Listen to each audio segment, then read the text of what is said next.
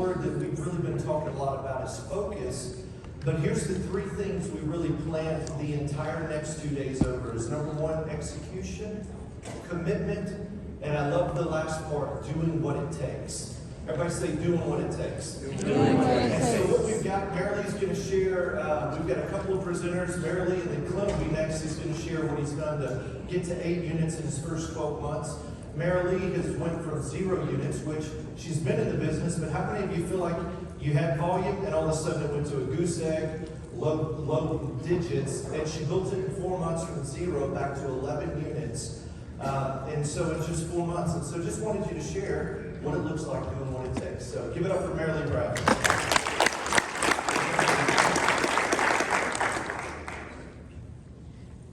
So I figure, do I need to do something to turn it on?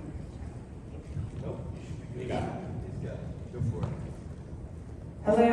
Oh, there we go. Yay. I'll try not to scare you too much, but those of you, I mean, there's no way you could be falling asleep from that last one. It was like, I was busy writing down all this stuff, and I'm like, how do I follow that, right? And then I'm thinking, why am I up here? There's no reason why I should be up here. However, Steve, convinced me for whatever reason. But I figure if I can do it, anybody can do it. It's not brain surgery, right? So I've been in the business for 9 years. I was 51 years old. Now you can do the math, and you'll know how old I am now. At 51, I made a change and decided I just accidentally got into doing mortgages. I mean, I found it was at a poker game, believe it or not. So I went, yeah, okay, I'll try and do this. And they go, do you know what we do? And I go, no, what do you do? Mortgages. Okay, yeah, I'll try it. So I went into mortgages, but here's how I started. In the beginning, years ago, with a bunch of kids, I was a farmer's wife, right? And I responded to whoever was tugging at my apron. Anybody have that feeling? Yeah? Okay. So I had this really bad habit, and I carried it on into the mortgage business, became a loan officer, and guess how I ran my business? Whoever was tugging at my apron, right? So whether it was a realtor, or if it was a customer, my boss, anybody, I spent my whole entire day just responding to fires, responding to whatever it was, right? So I decided, I was working probably 7 days a week, 12 hours a day. I was getting pretty good at production. I think, we all did really well during the pandemic, and I think I closed 18 to 20, during that time. So, I used to not have gray hair. I'm now silver. I mean, there was just so many things that I was just dying. And I needed sanity. I needed to regain my life. And that's how I got into the Freedom Club. And I needed the acts of freedom. So that was what, got me into the Freedom Club. I listened to Carl on his podcast. I bought one of his books. And I said, okay, I'm going to make the jump. So I made the jump, and I'm going to give you a little plug on a book that I just read recently, because even though I was trying to stop doing whoever was tugging on my apron, not that we wear aprons anymore, but now showing my age again, but I was having a little problem about the monkey in my brain. I just got through reading this fabulous book called Don't Feed the Monkey Brain, right?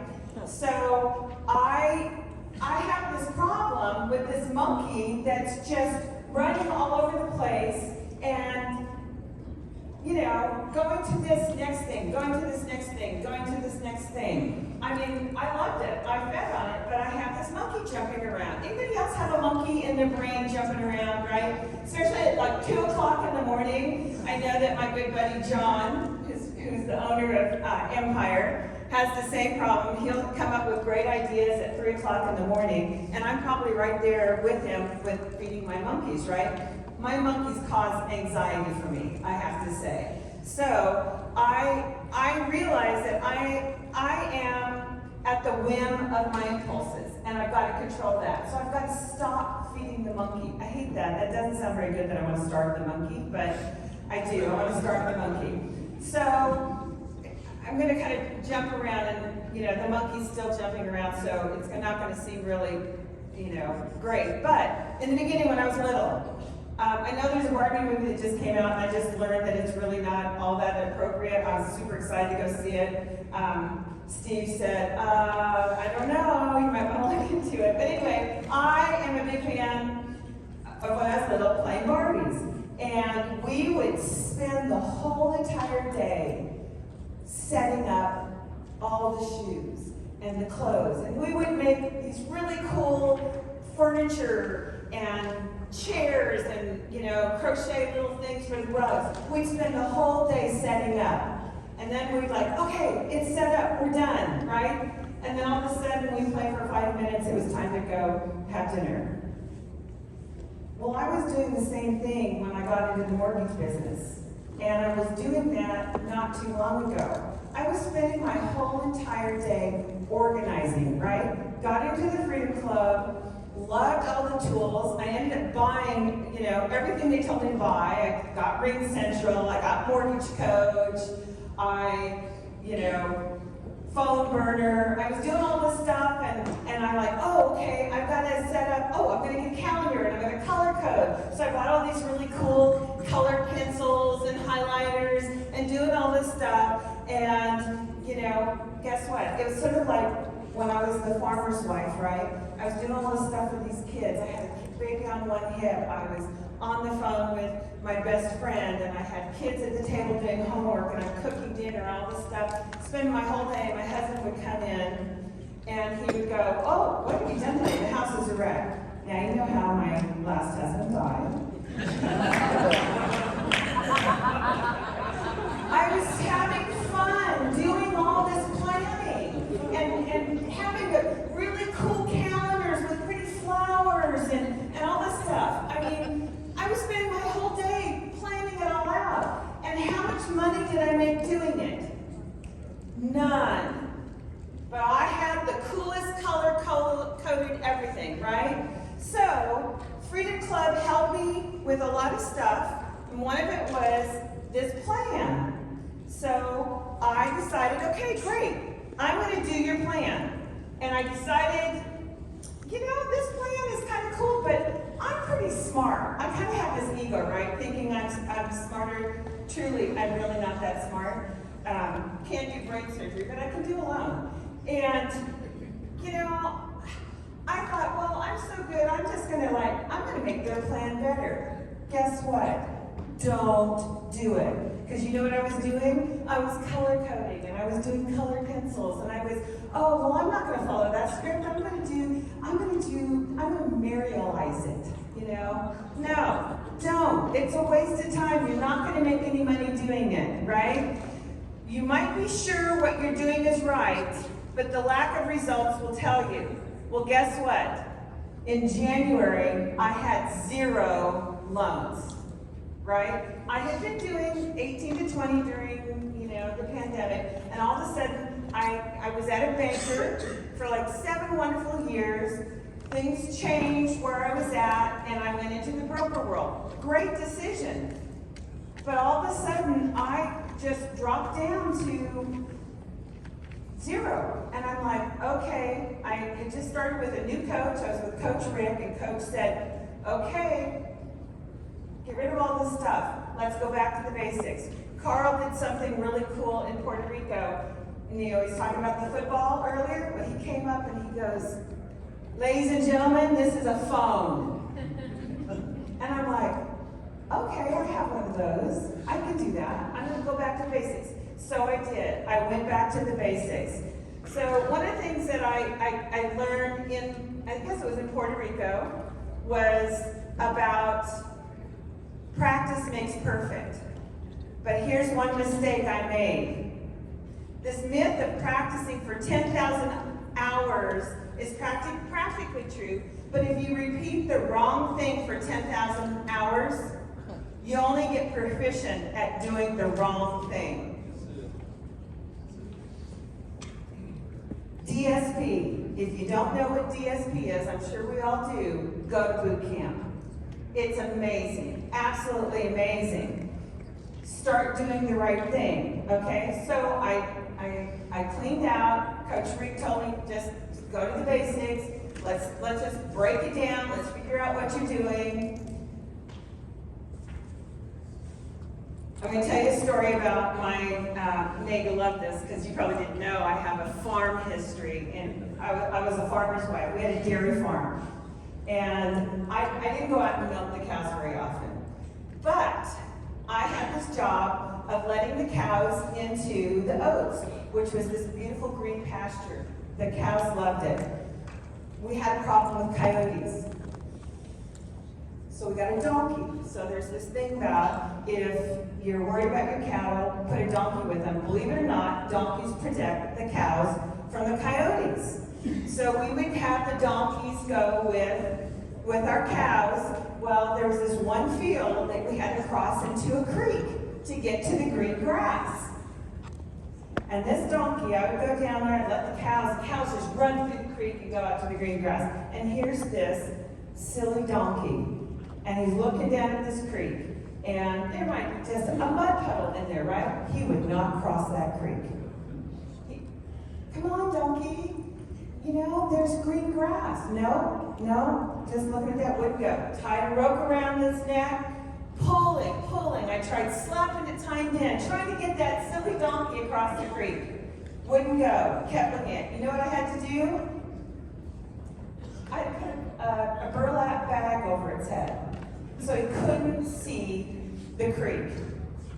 And then he walked right across, pulled the bag off, and just ran into the green grass. Well, guess what? That's what we do as loan officers sometimes. We see the green grass. We know what to do.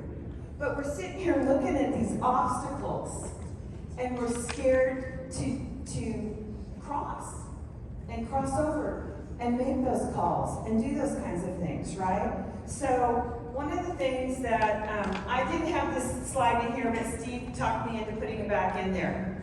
Fake it till you make it, right? I started going to call stars. I was using this little excuse, and Rick goes, why aren't you going to call stars? Oh, you know, I have this problem, the monkey's in my head jumping back and forth. I love encouraging people. I love going on there and reading the chats. And I was starting to spend way too much time going, oh, good job, you got another one, oh, good job. And I was doing that and not making my calls. And Rick said, okay, come on to Call Stars, and then just minimize your screen. It's not brain surgery. Why didn't I think of that? So I started doing that. I started going to Call Stars, and I started, these are the three things that were probably most significant to me, is I started blocking it on my calendar. And no excuses like, oh, well, I got a dentist appointment. Well, change your dentist appointment. Don't schedule your dentist appointments from 9 to 11 when you're supposed to be making your calls. A doctor's appointment, or, oh, you got to go take, so-and-so, Susie's got to go to the library. Well, schedule it in the afternoon. Make sure that it's non-negotiable, that you are doing your outbound calls with your phone. Listen, if you just sit there and go and you're waiting for that phone to ring, you're not going to make any money. You just have to call. And so I started blocking it on my calendar. I started going to Call Stars. Big difference. And I stopped planning and organizing. Instead of going in and like, oh, here's who I'm gonna call, who I'm gonna call, I'm gonna go look them up and see what their production is. I bought the list from Richard Smith. I got it on my, I put it into my CRM or phone burner, that kind of thing. And as soon as I push that button, it just starts calling for me, and I don't have a choice. My monkeys have to go to bed, and I'm just calling on whoever it is. So I had another problem, is tracking, and Rick would keep asking me, so tell me about your tracking. I go, I don't know. I got the spreadsheet, and I was trying to get, it to flow over here so that I can track this realtor and how many leads ended up turning to this. spending more time in your software trying to track than even having anything to track? Well, that was my problem. So what I did, and you're probably not going to see it very well, is I just took my fancy calendar with the real pretty, flowers on it, and I just started doing little sticks, right? And I started going, okay, here's my outbound calls, call. And I would just do a little line. I didn't write who it was. I didn't write how it was. I just said, I need to track how many outbound calls I have, how many talk-tos I've had, how many leads I had, and how many contracts I got out of it. Super simple. And then when you're like sitting there in the afternoon or you're, in the evening, instead of turning on that TV, guess what? I can go in and put it into my little spreadsheet if I want to. But guess what? I haven't been doing that. I've just been doing a little tracking in my calendar every day so I can see who it is I'm calling. My CRM does track who I'm calling and what the response is. So as I'm calling, I'm able to look, see, write notes in there, figure out what leads that they're giving to me. It's doing it for me. The spreadsheet's a great thing. I was trying to do it, but I was spending too much time trying to make it better. So it was not great. So start tracking.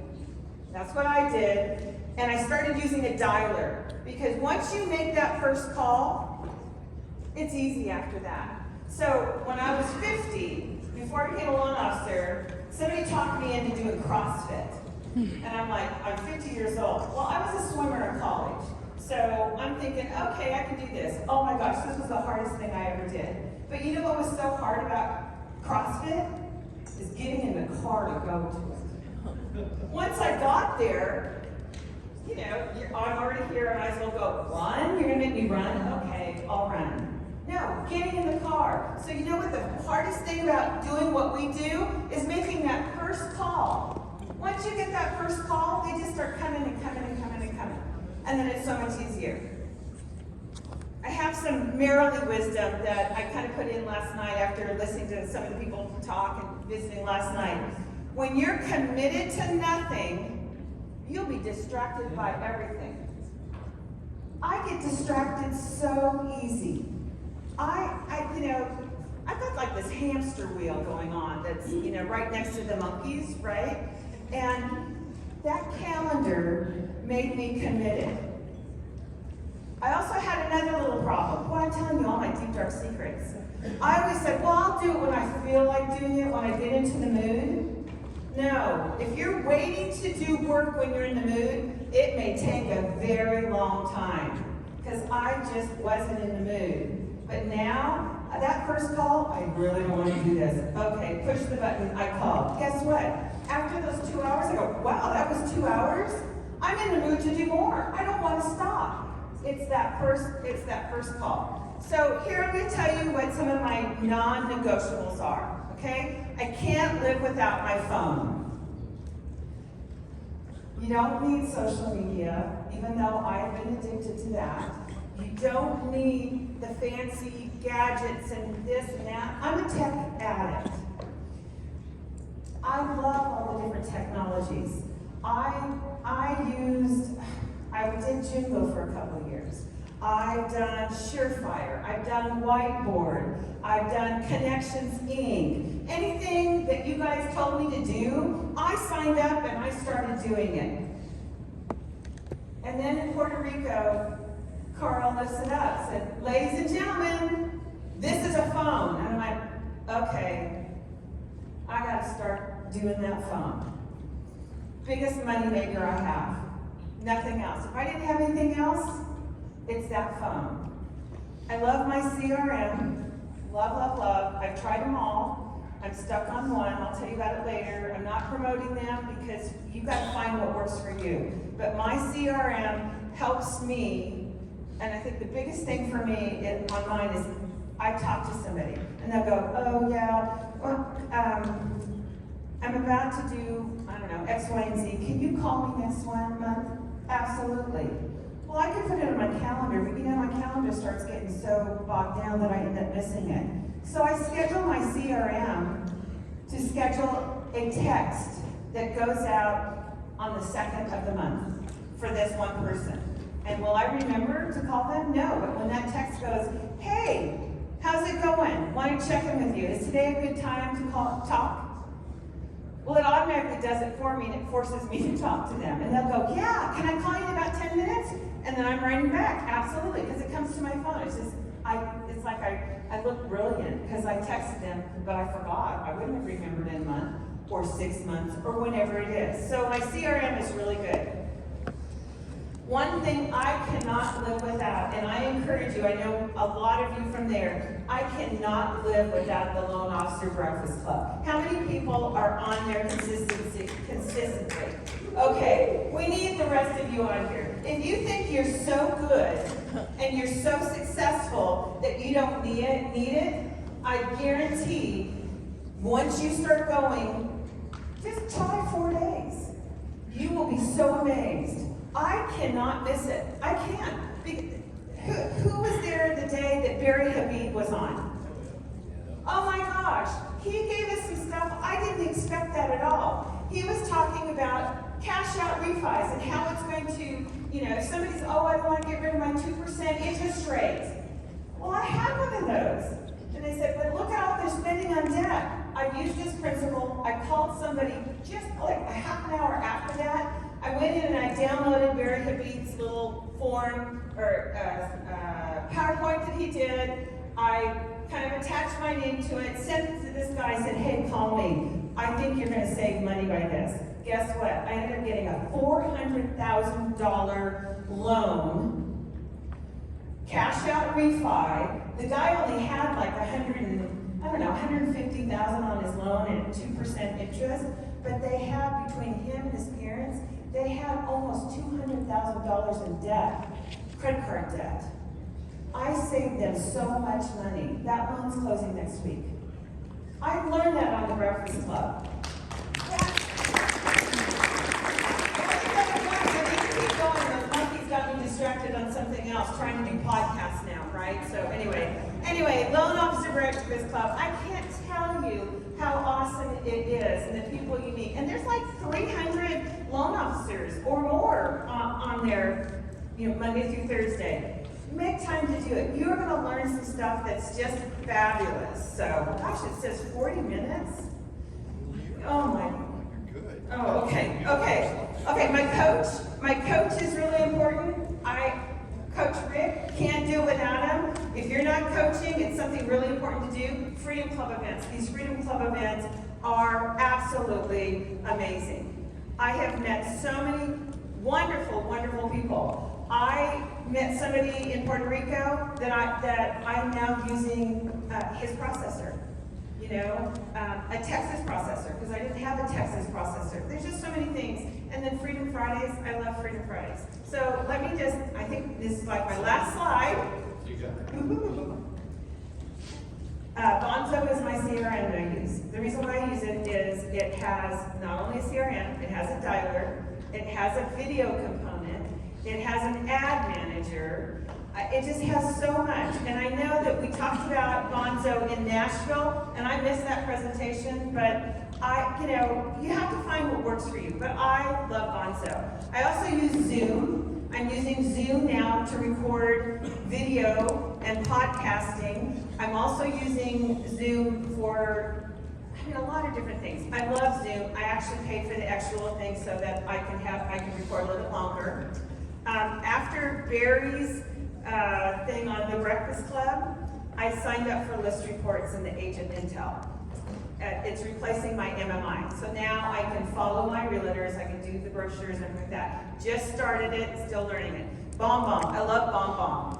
I send out my loan estimates and my CD, I do a little video.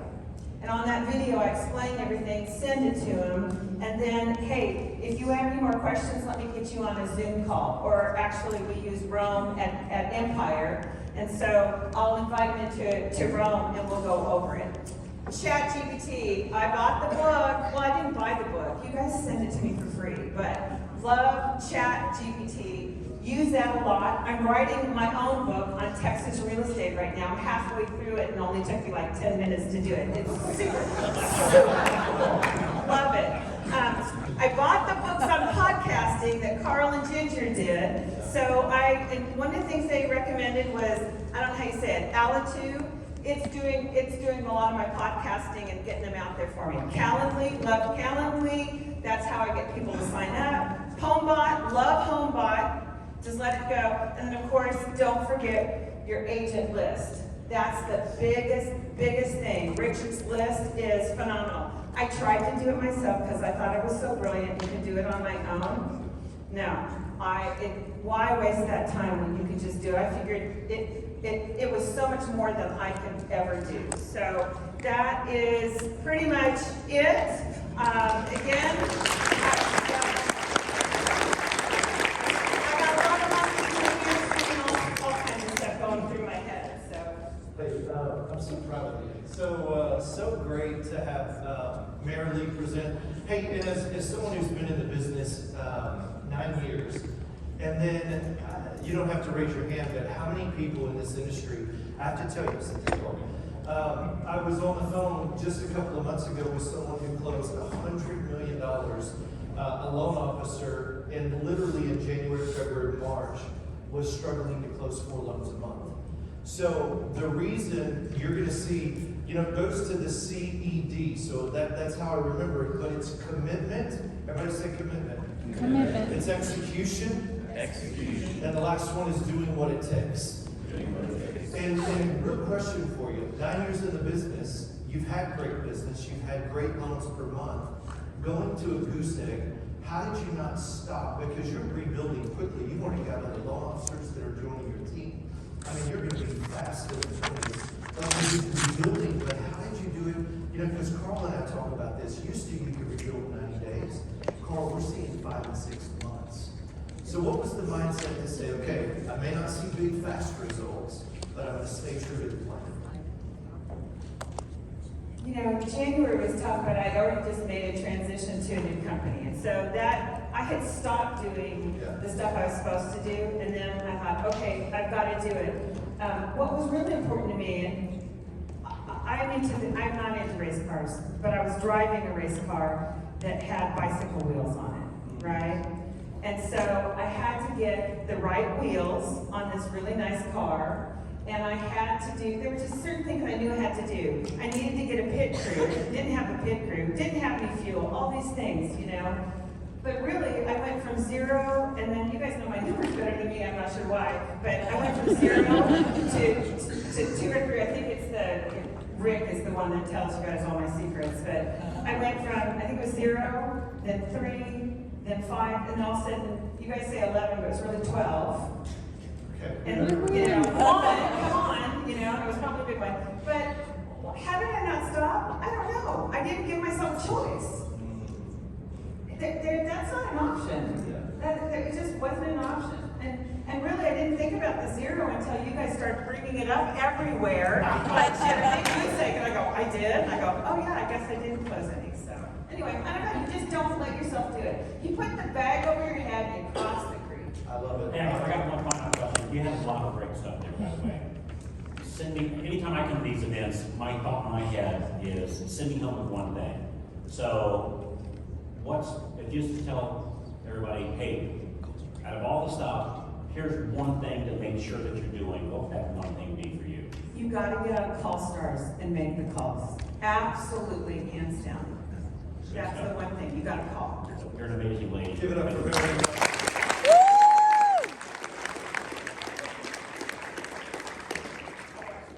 Okay, we've got 2 quick sessions before lunch.